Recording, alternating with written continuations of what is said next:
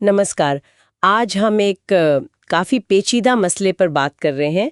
आंध्र प्रदेश और तेलंगाना के बीच कृष्णा और गोदावरी नदियों के पानी का बंटवारा। जी ये नदियां हम सब जानते हैं, दोनों राज्यों के लिए एक तरह से जीवन रेखाएं हैं। बिल्कुल। और 2014 में जब से तेलंगाना बना है, तब से ये पानी का बंटवारा एक बड़ा विवाद का विषय रहा है। बिल्कुल, हाँ, ये लगातार चलता रहा है। तो आज हम कोशिश करेंगे समझने की कि ये टकराव है क्यों, मुख्य मुद्दे क्या हैं और अभी क्या चल रहा है। जी, चलिए देखते हैं। तो शुरुआत करते हैं 2014 से। आंध्र प्रदेश का विभाजन हुआ, तेलंगाना एक नया राज्य बना। हाँ, जाहिर है संसाधन बंटने थे और पानी, खासकर कृष्णा और गोदावरी का पानी, ये सबसे बड़ा मुद्दा बन गया। बिल्कुल। देखिए, ये नदियां सिर्फ पानी का स्रोत नहीं है।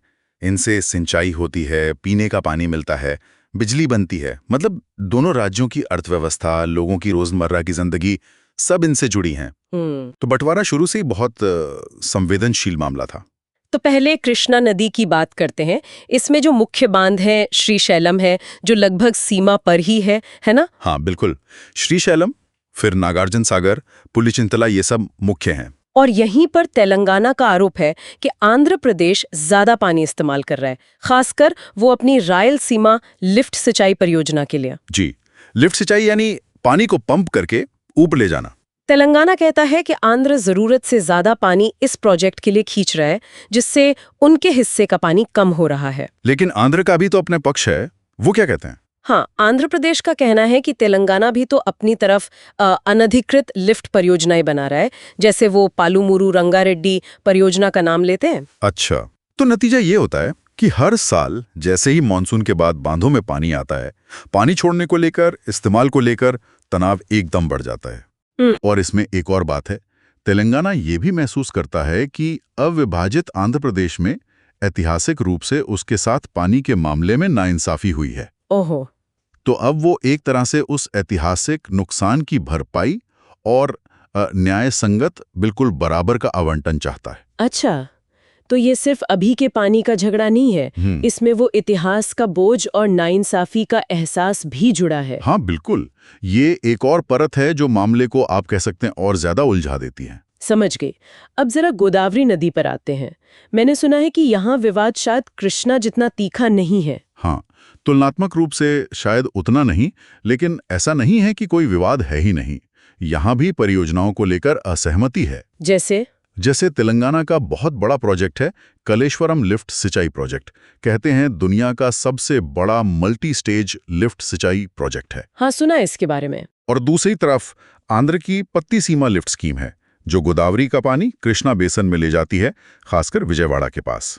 तो यहाँ क्या दिक्कत है? दिक्कत वही है, आपसी समन्वय की कमी। दोनों राज्य एक दूसरे पर आरोप लगाते हैं कि भाई आपने हमसे बिना पूछे, बिना पूरी बातचीत किए ये इतने बड़े प्रोजेक्ट शुरू कर दिए, जिससे हमारे हितों पर असर पड़ रहा है। तो यहाँ भी वो भरोसे की कमी साफ दिखती है। लेकिन इसी समन्वय और निगरानी के लिए तो जब राज्य बना था, 2014 के आंध्र प्रदेश पुनर्गठन अधिनियम में बोर्ड बनाए गए थे, Krishna river management board KRMB और Godavari river management board GRMB। हाँ, बनाए तो गए थे। कानून में प्रावधान था कि ये बोर्ड निष्पक्ष तरीके से पानी के प्रबंधन और बंटवारे की निगरानी करेंगे। तो फिर वो काम क्यों नहीं कर पा रहे हैं?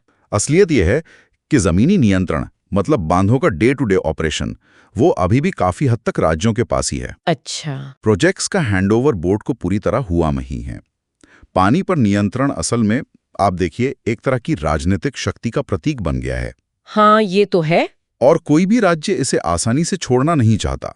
तो बोर्ड की बैठकें होती हैं, लेकिन उनमें सहमति बन नहीं पाती। वो ज्यादातर कह सकते हैं कि कागजी शेर जैसे साबित हो रहे हैं अभी तक। तो अगर बोर्ड भी प्रभावी नहीं है, हाँ, तो फिर अभी क्या स्थिति है? मतलब 2025 तक आते आते क्या कुछ बदला है? देखिए, केंद्र सरकार लगातार कोशिश कर रही है। वो राज्यों पर दबाव डाल रही है कि जो साझा परियोजनाएं हैं, कम से कम उनका नियंत्रण तो बोर्ड को सौंप दें। तेलंगाना में 2023 के आखिर में सरकार बदली। उसके बाद से ऐसा लगा है कि उनके रवैये में थोड़ी नरमी आई है, कुछ बातचीत की इच्छा दिख रही है। और आंध्र प्रदेश? आंध्र प्रदेश का स्टैंड अभी भी काफी हद तक वही है। वो अपने सूखे इलाकों, खासकर रायलसीमा का हवाला देकर ज्यादा पानी की मांग पर अड़े हुए हैं। उनकी जरूरतें भी वास्तविक हैं, इसमें कोई शक नहीं।